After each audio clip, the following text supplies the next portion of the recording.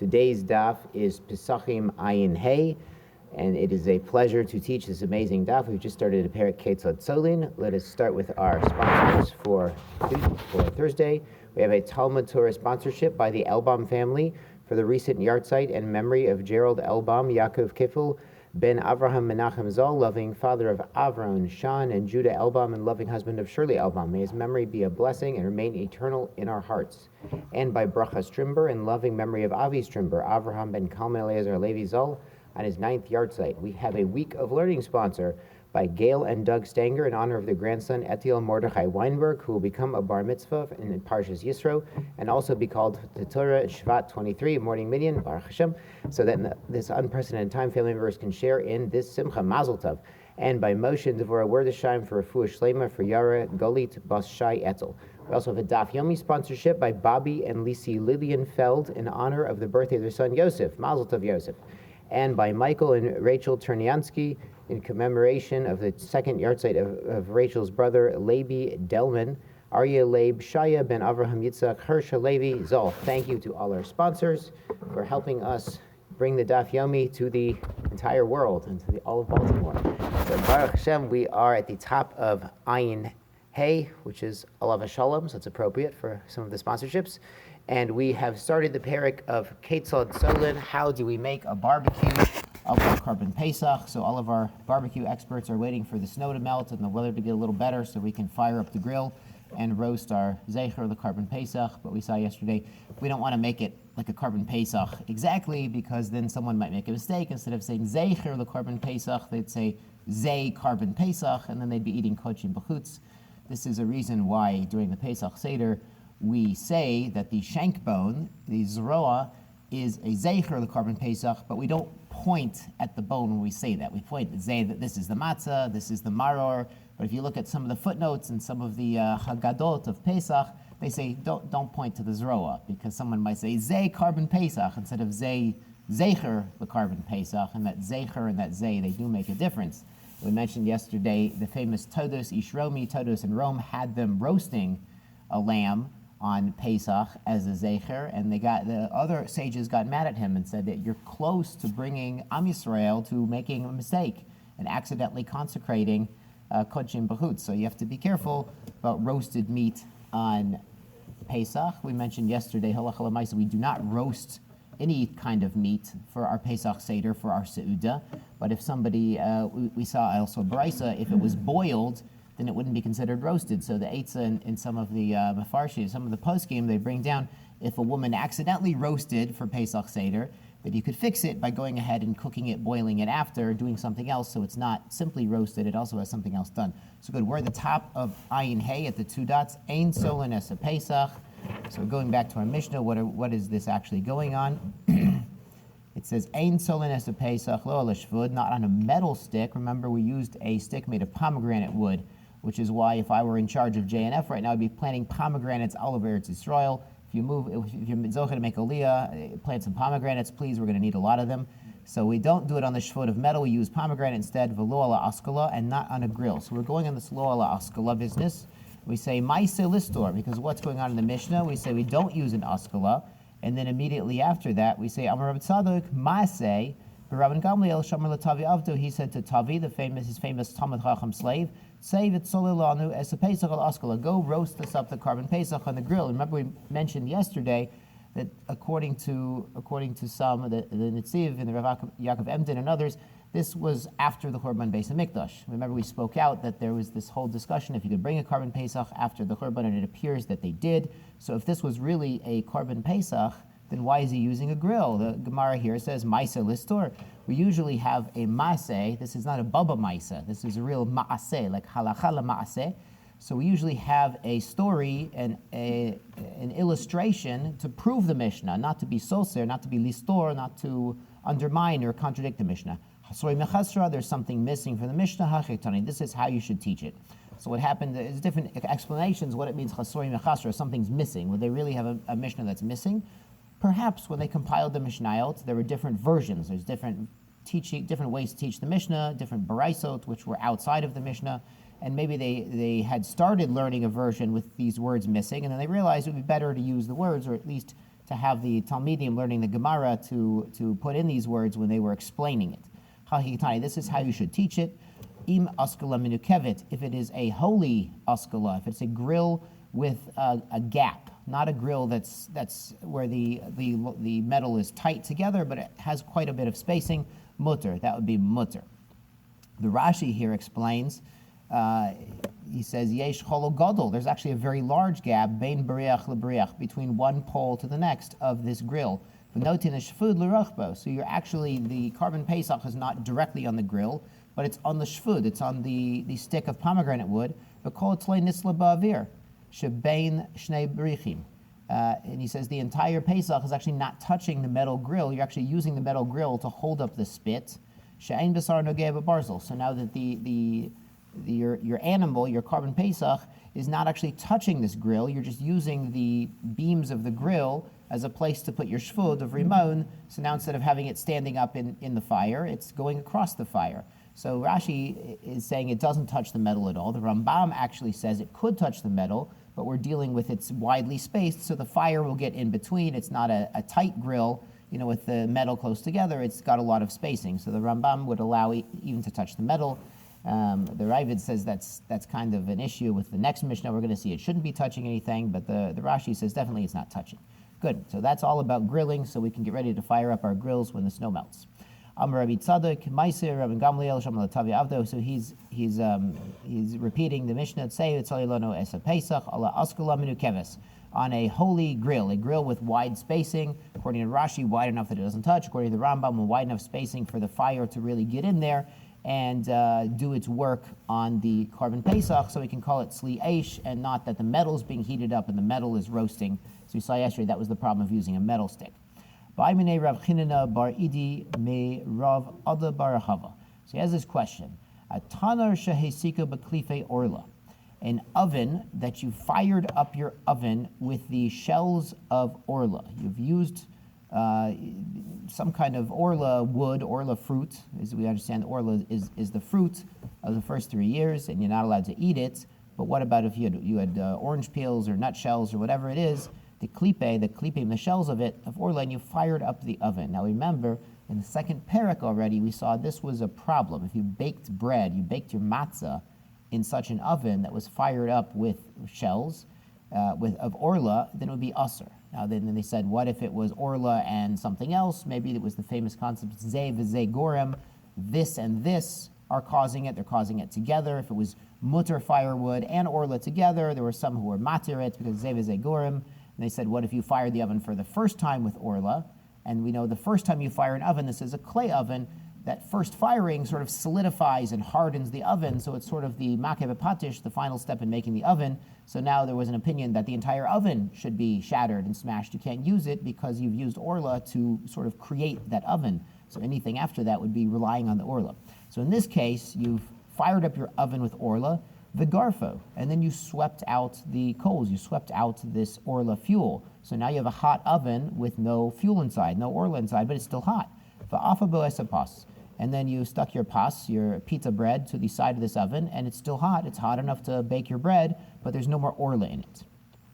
The divrei oser, to the one who says it was usher to do so back in the second parak, that such bread was not mutter to eat, mahu, what would be the din if you had swept it out already? Amar le hapat muteret. So now if you don't have the orla firewood inside, you're just relying on the heat in the oven, so the bread that you bake in such an oven would be mutter. The firewood's not there anymore.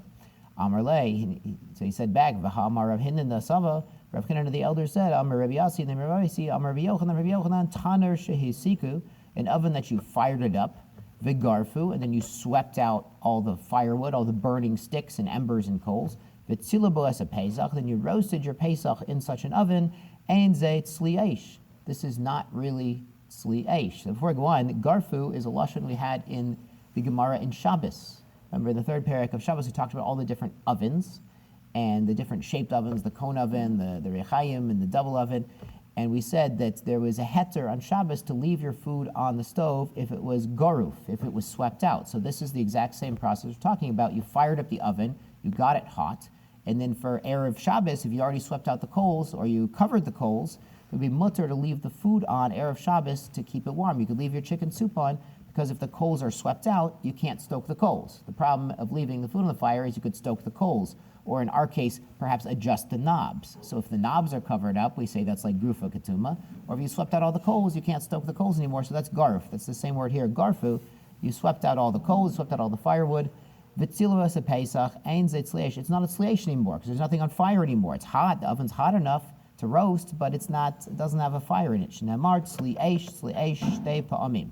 It says in the Torah, you have to roast it in the fire in two different places. Two different psukim tell us to roast the Korban Pesach in the fire. And this isn't the fire, it's in a hot oven.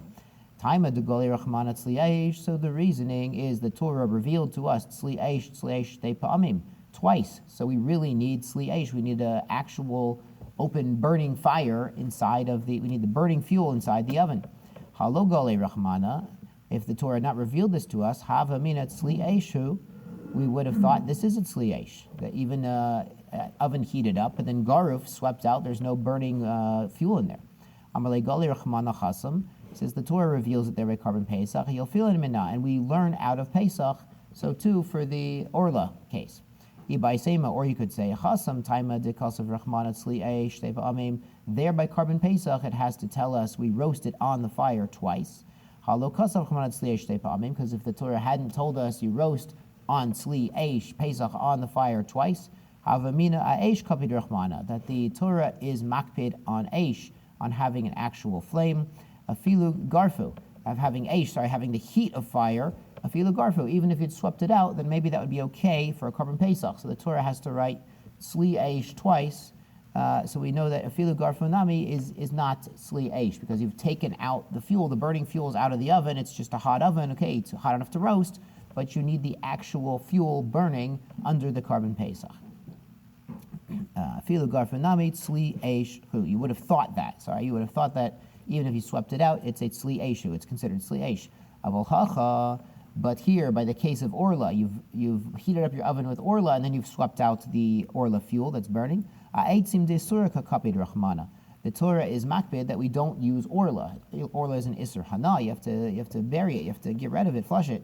You can't use it at all. So 18 de suraka kapid rachmana, where the Torah is particular that we do not use this wood. And now it's not here anymore. So now you've swept it out of the oven. You have a hot oven. Okay, the oven got hot, else the Orla, but you have a hot oven, Lamaisa, you could bake your bread in it because the Orla is not here. Tana Rabbana, Chatchu. So here's a different way to prepare the Pesach. Tana Rabbana. In the Brisa we taught, Chatchu, you cut up your Korban Pesach, but not new al gabe gochalim, when you put it on coals. Rebbe Omer, Rabbi Yehuda Nasi, he says, Omer Ani, I say, Shezet Tzli Eish. He says, I say this counts as a Tzli Eish. We saw before, it's usually put on a stick, and the stick was put into the burning coals, and the coals would roast it. And here he's saying you cut it and put the meat directly on the coals. He said that's good enough for Tzli Eish. Now this Lashon Omer Ani is strange, and if you've been counting, it appears 15 times in Shas. I didn't count, I had to look it up.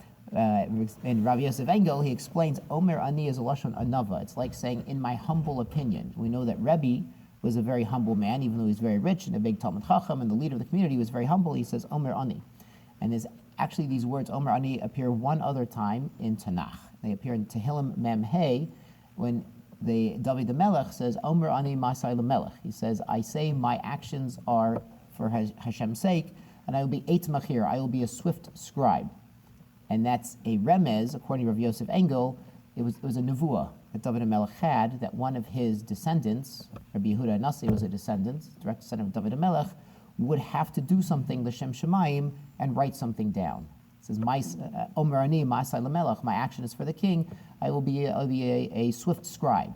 This is referring to the Akiva of the Mishnah. It was a nevuah. In Tehillim, there's a nevuah of David HaMelech, that his descendant would write down something, and it wasn't, you understand, Torah Shabbat Pei shouldn't have been written down, but it was all the deprivations and the persecutions that were going on in Roman times after the Churban that they decided we need to start compiling the Mishnayot, writing them down, having a unified corpus of halacha that will go with the Jews everywhere in Golut, into every country. We'll have the same Mishnayot everywhere. Baruch Hashem, that was to save the Jewish people, to have the same Torah. We didn't have a temple anymore. We had the same Torah, the same Mishnayot was compiled, And now the same Gemarot are learned every single day, every country in the world, every place in the world. We have Daf Yomi every day, uniting the Jewish people. So this was Omer Ani. That's the only reference, Omer Ani, in Tanakh is this pasuk, which is David HaMelech's Nevuah about Rebbe, according to Rav Yosef Engel. Can't make this up, it's Rav Yosef Engel. So he says, Omer Ani, Zeisli Eish, if you put the meat directly on the coals. Rami Le, we have a contradiction to this. Rav Achadvai brings a kasha on him. Bar Ami, the Rav Chisda, he says, Mi Amar Gabi Gecholim Eishnhu. Are you going to tell me putting it directly on the coals is considered Eish? Is it Tzli Eish or Minhu? We'll compare from a brisa about Nigayim, about some of the tsaras, some of the spots that they see on people were from a burn. Michvas Eish, a burn from fire.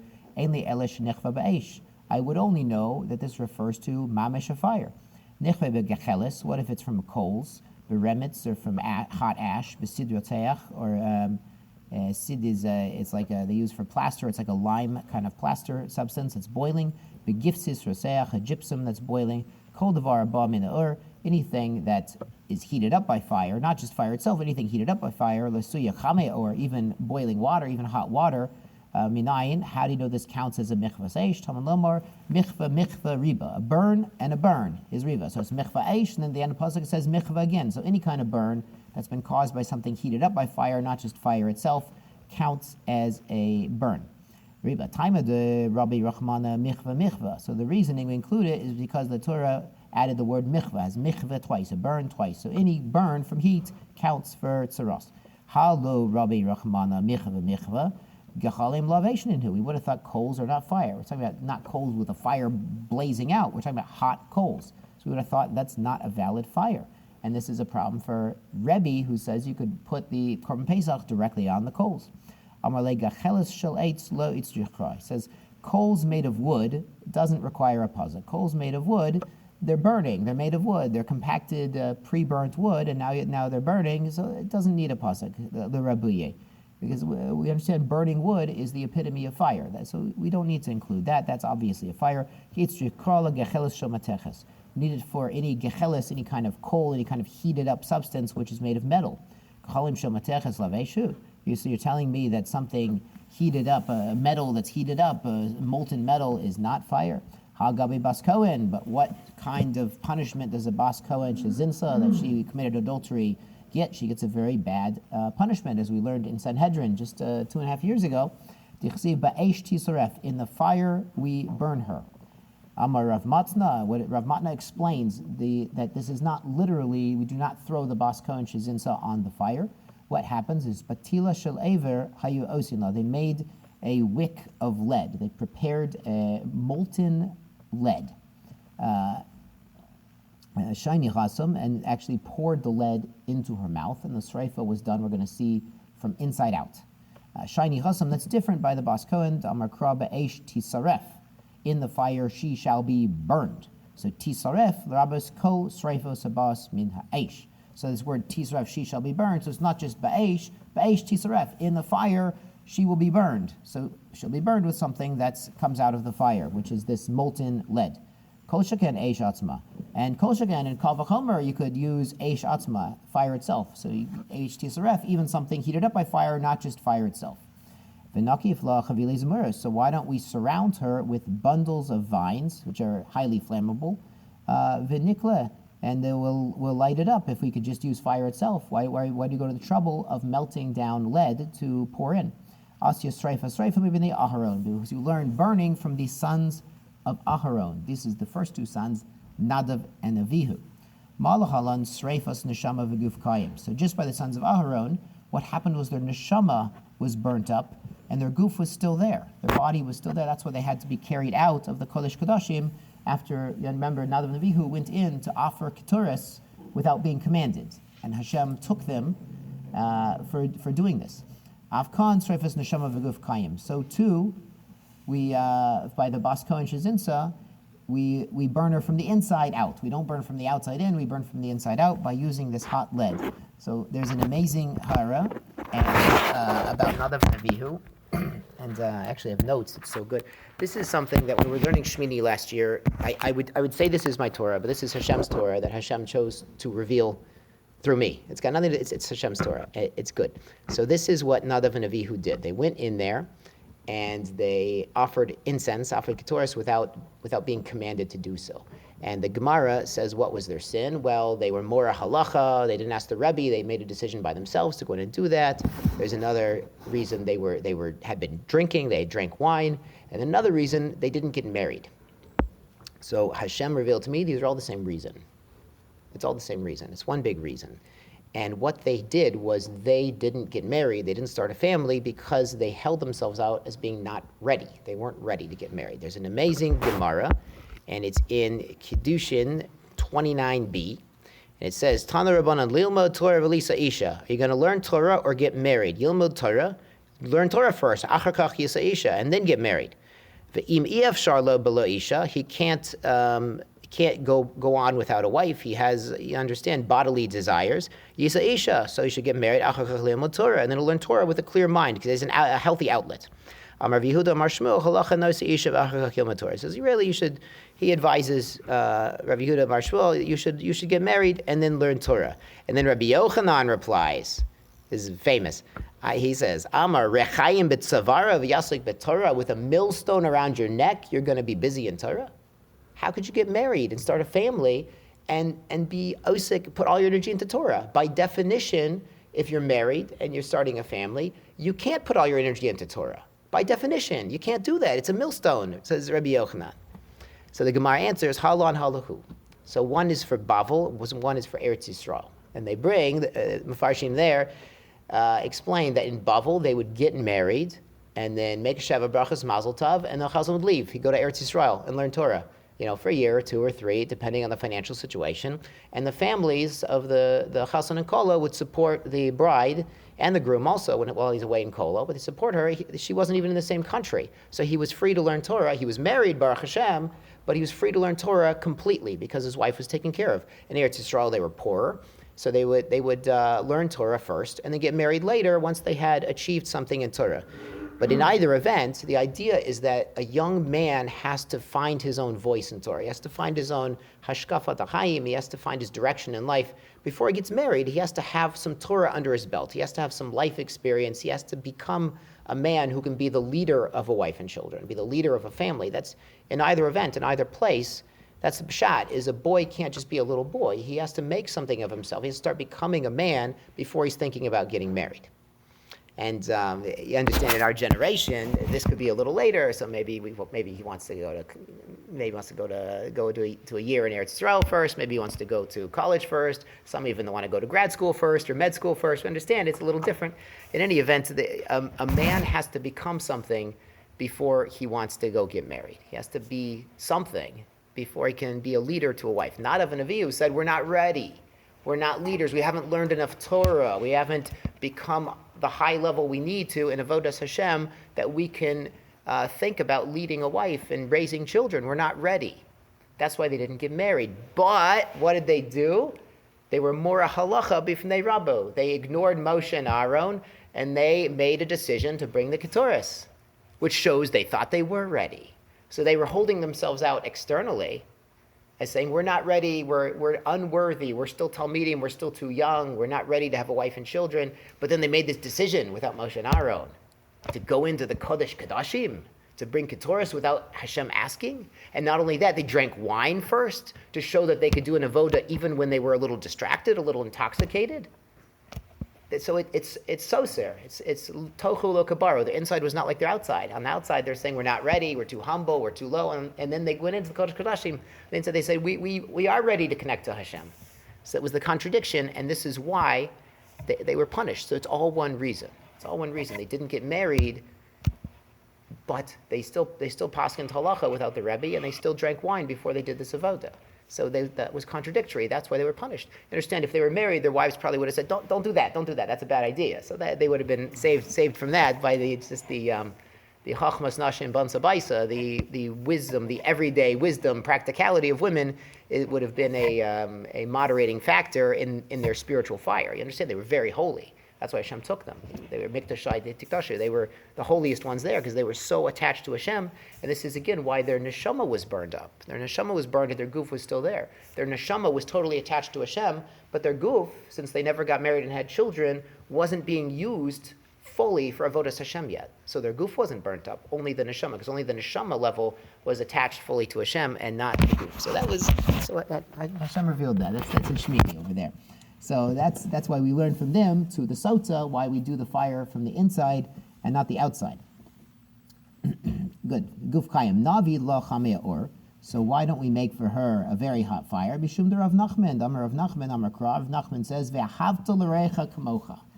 Famous pasuk, ve'ahavta l'reicha kamocha, zei kol gala b'Torah. What does Rav Nachman say? It means, barala misa yafa, give your friend a good death.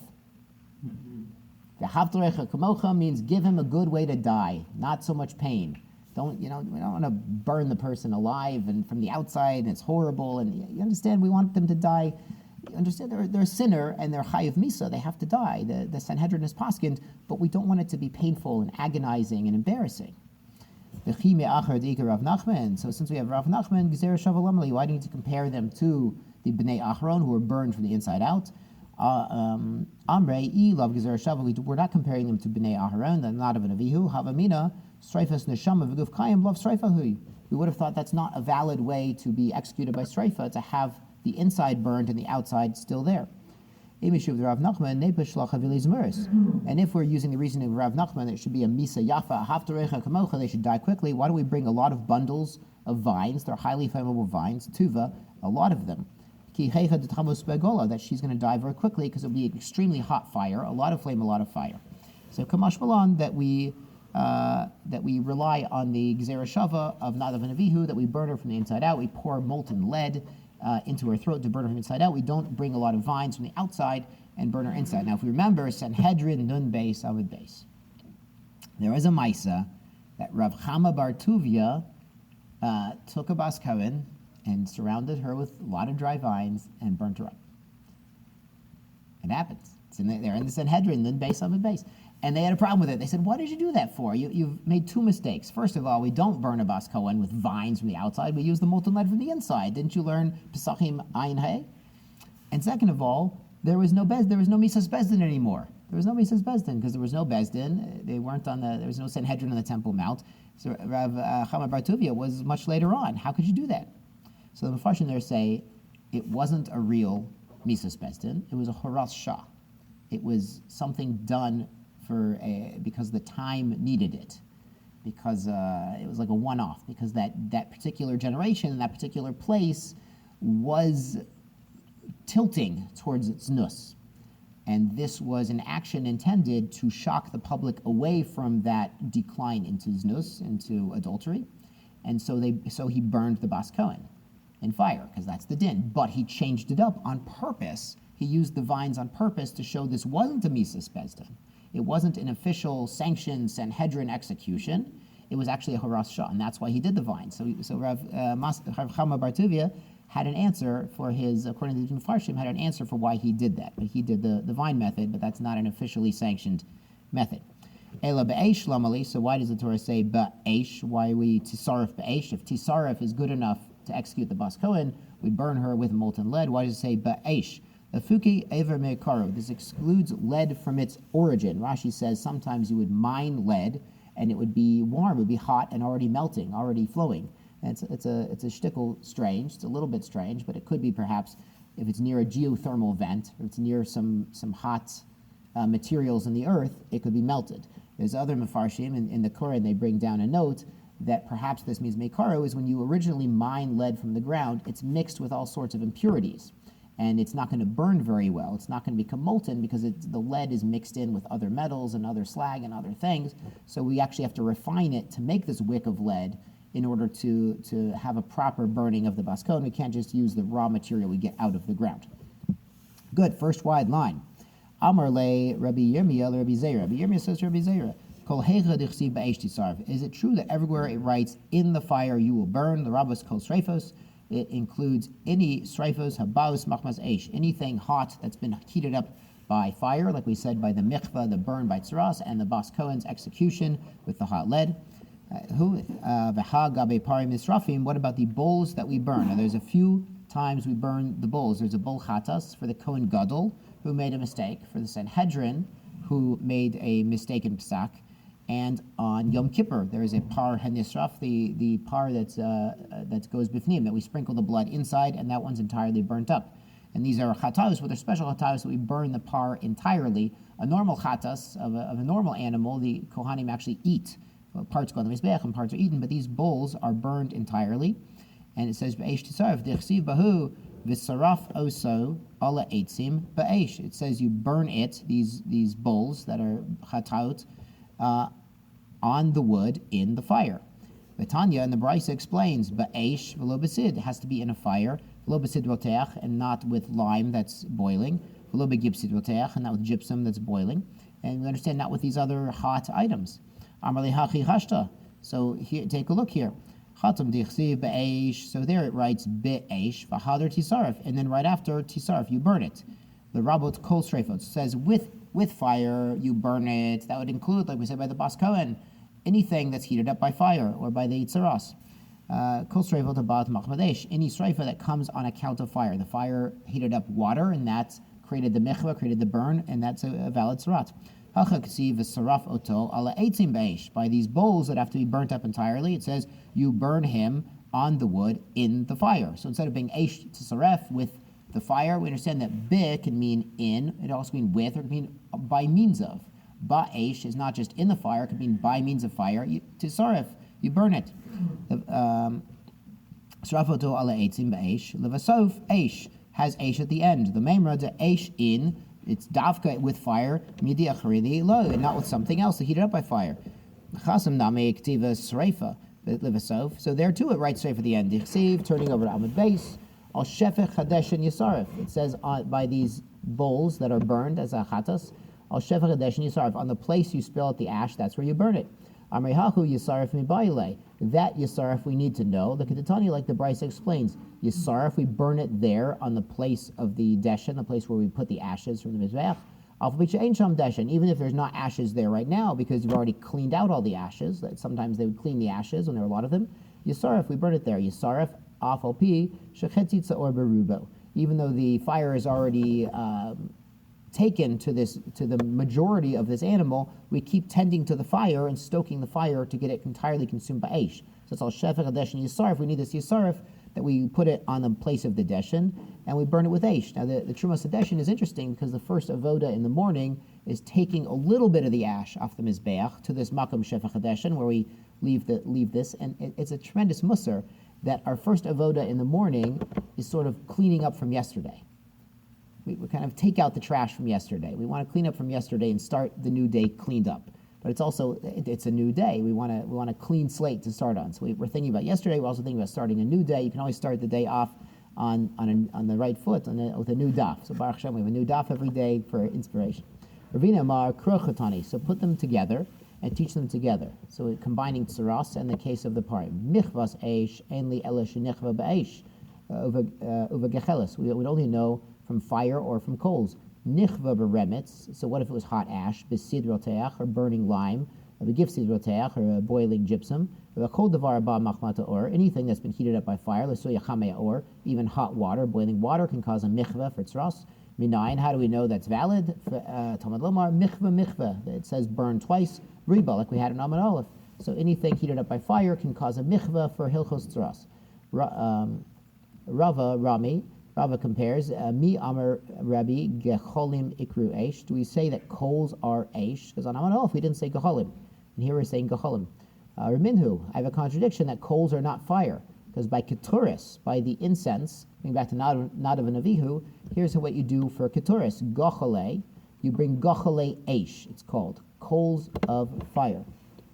Pasuk is actually lakach melo machta, you take a full incense pan, gochale eish, coals of fire. That's what we're going to be dorish now. Ala mizbeach, from the mizbeach, malifnei Hashem, the inner mizbeach, malochav nav ketoris, and the handful of ketoris, samim, dakav hevi mi beis labrochas, and you bring it to the curtains. We saw that it said we were learning about the avoda. This was one of the most difficult avodot in the mikdash because he has to hold the coal pan very carefully, and he has to take his right hand to do the kamitza to get the ketoris out while he's holding the fire pan, and he has to put them together. And then Yom Kippur, he would have to hold it in his mouth to take the 2 hands full of ketoris for Yom Kippur. So it's a very difficult avoda to be holding the hot coals and not spill a single drop of the ketoris.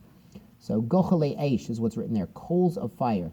It says minhu gochale yachol omamos. You would have thought even smoldering coals, even coals that are black already, but they're still hot. Talmud Lamar eish, it has to be eish, has to be open fire. E eish, if it's really a fire, yachol shel heves. You would think you need a flame, a really burning flame, not just hot coals. Talmud gochale haketzai. How can it be coals and fire? Those things are not the same. Maybe minalochashos. You bring from the whispering coals. I think the barbecue guys have a scientific term for this, but the coals that you understand, they're not smoldering, they're hotter than that. We say whispering is the translation here, but you can see like they're kind of flickering. They're flickering coals. They're still hot. They still have some fire inside the coal, even though the flame is not bursting out of the coal. V'haguvakasha. So this brisa itself is contradictory. Amrat, it says gochale coals yachal omimos. You would have thought even smoldering coals. Amalachashos eishninhu. This would say that flickering coals, the ones with fire inside, are really considered open fire, considered eish. A maseifa, e eish. If the pasuk had only written eish, not gochale eish, yachal shaleves, you would have thought we need a really open flame. Tamalamar gochale. We need coals of flame. Alma afilu lochashos. Even whispering coals, these flickering coals, are laveshininu, are not a valid fire. Amrav sheishes hachikatani. This is what the brisa means. Gochale, coals of yachol bein amamos bein lochashos. If it just said that, you would have thought either smoldering coals or whispering, flickering coals. Tamalamar eish, so it says eish, fire. E eish, if the pasuk only said fire, yachol shaleves, you need an open flame, we would have thought. Tamalamar gochale, haketzad, coals of fire. How does that work? How do you bring these coals of fire for your ketzoris? Maybe minalochashos, you bring from the whispering coals, the flickering coals that are burning inside.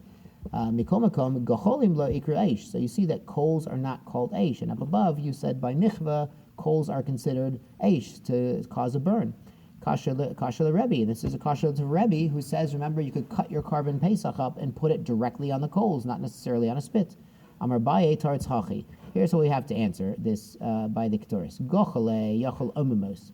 Would have thought gacholim coals is even smoldering coals, v'lo lochashos, and not flickering coals. Lamar eish. So the pasuk says eish also. E eish. If it said fire, yachol ratzah shel heves yavi, ratzah geheles yavi. You would have thought you could bring open fire, or you could bring hot coals, burning coals. Lamar gochale haketzad. So what does he actually bring for his ketoris? Maybe minalochashos. He brings from these whispering coals, these coals with the fire inside. Amarabba Ratza Gecheles Yavi, Ratza Gecheles Yavi. It could be that if he brings coals if he wants, or if he wants to, he could bring a flame itself. The Gemara asks, Shal Heves below Gecheles Hechesh B'Kochsla. How do you find a flame, a burning open flame, without coals, without a fuel source? There's no such thing. Could go, and they say there is such a thing. The Shafya Lemana Mishcha. You smeared the fire pan with oil. You put oil all over the pan, but no coals. And you lit that flame up. So now you have burning oil in the pan, but you don't have any coals, you don't have any firewood in there. That one you don't. Why would I need a pasuk to exclude that? To exclude just a burning pan of oil without any coals. We wouldn't put this before a human king. Rashi says because burning oil just by itself causes a lot of smoke, thick smoke, an annoying smell. It's not derech eretz.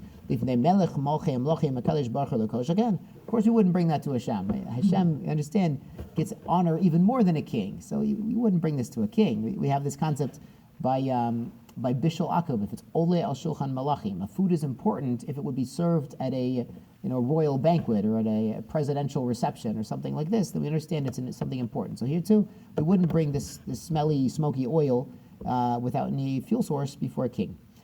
Ele Amar Rava Tari Tzachi. So Rava says, answer it like this: Gochale, coals of, and our Gochale Eish. Yachol Amamos. Would have thought even smoldering coals are good enough for burning your ketzoris. V'lo lochashos. You wouldn't even need these flickering, whispering coals. Tam Lamar Eish, Gochale Eish. E Eish, if it was a fire, Yachol Yavi Machetza Gecheles Machetza Shecheves. You would have thought that when you scoop it off of the Mizbeach, what do you bring? You bring half coals and half fire. So you'd bring coals that the fire is leaping out of the coals. The flame is extant. It's rising out of these coals. But by the time you brought it in to offer the ketores, Have kula gechelis. It's all going to be coals. If you scoop it up and it's coals with the fire rising out, by the time you march it over there into the base of Mikdash, into the Mizbeach Ketores, it's going to be all coals. Talmud Lamar, lakach meloa machta gochele eish. So the Torah actually tells you, you take a full fire pan of the gochele eish, the coals of fire, me'ala Mizbeach, that are on the Mizbeach. Mishas lakicha, at the time of taking the coals, nechave gocholim, they should be really coals. So what's going on is you're taking these coals that are what we call lochashos, whispering coals, flickering coals. You look at them and you see the fire in them. You see they're yellow and they're black and they're orange, and it's a beautiful sight to behold when you're making a barbecue. Ibailahu, we have a linguistic question. Omamos o omamos? Mita aleph or mita ayin? And there's a nafkamina. It's not the same word. It's often pronounced the same word, but it's the same word. So we makbid on the ayin. Amar Yitzchak, he says there's a pasuk. The pasuk in Yechezkel, Arazim lo amamuhu, not amamuhu, but amamuhu. Began Elokim, Berushim, lo damu. I have the whole pasuk here. So he says these arazim, these cedars are not amamuhu. They're not whispering. They're not rustling in the wind. So we see it's mit and ayin. We have time. We're going to do the Mishnah. The next Mishnah is naga becharso. If you have your fire, your tzli eish is going on in an oven, and the ovens are usually cheres, are usually made of ceramic, and the Korban Pesach touched the wall of the oven, naga b'charso, touched the cheres of the oven, shel tanar, yiklof, you peel off et mekomo, the place that the Korban Pesach touched. You peel some of the meat or the skin off where it touched the oven. Because we saw yesterday in the Mishnah, it was a problem using metal, because if the metal is getting hot and is what's touching the meat, that would be an issue. That's why you use a wooden stick. So here it's touching the oven, and it's not getting sli eish from the fire, it's getting cooked from touching the wall of the oven, so we peel that part off, we don't eat it. Nataf merotvo, if some of the juice, the gravy, dripped out of the Korban Pesach, ala cheres, onto the wall of the oven, the chazar, and then it fell off the wall of the oven, chazar alav, and it went back onto your Korban Pesach, yitul es mekomo, you take the place. So this is different. Yiklof is just peeling off the outer layer.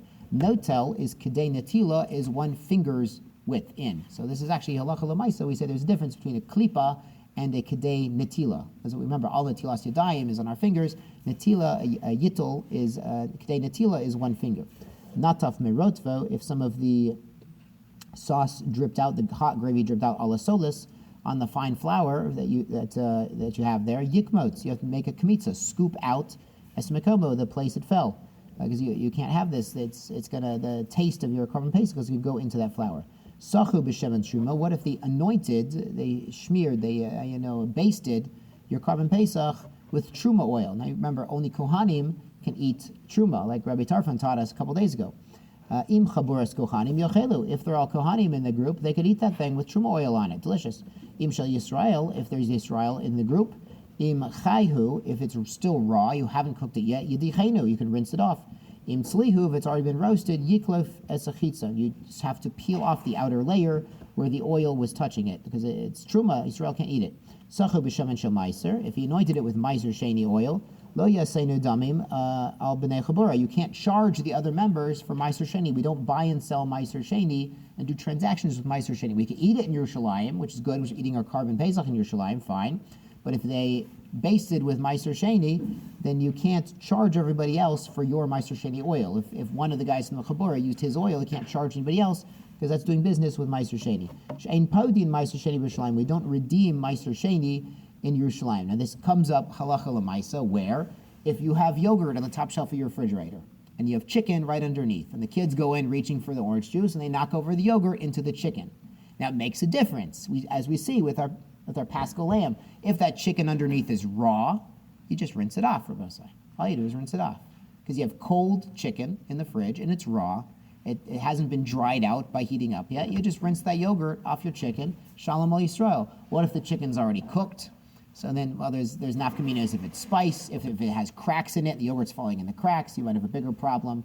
If it's spiced, it might go in more as a bigger problem. But stam, if it's just cooked, then you have to be kolef, you have to peel off the outer layer, because now that yogurt can absorb into the cooked chicken. You understand it's drier, has more susceptibility for other things to absorb into it as we see exactly by our Korban Pesach. I think this comes up more Lamaisa in Eretz Yisrael, where they have milk in the bags in the little pitcher, and then someone knocks it over onto the chicken. It's Maisa, but here, there are nafkaminas between the Kedei Natila and the Kedei Klipa, or just simply rinsing it off if everything is cold and uncooked. So this Mishnah is Nogeya Lamaisa, for Halacha Lamaisa, when we have spills in the refrigerator. Bosei Shkoyach, pleasure.